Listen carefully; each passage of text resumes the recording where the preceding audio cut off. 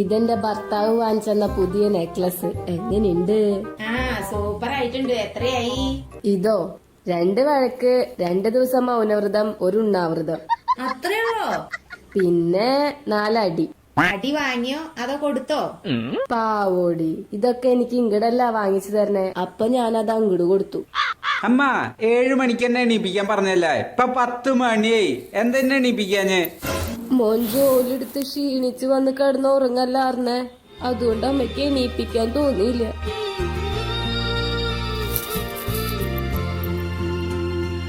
ശരി അമ്മ ഞാൻ നാളെ ലീവാണ്. ജോലി എടുത്ത് ഒരുപാട് ടയേർഡാണ്. നാളെ എന്നെ എഴുന്നേപ്പിക്കേ വേണ്ട. സമയം ഇപ്പൊ 4 മണി. ഇത് കറക്റ്റ് സമയ.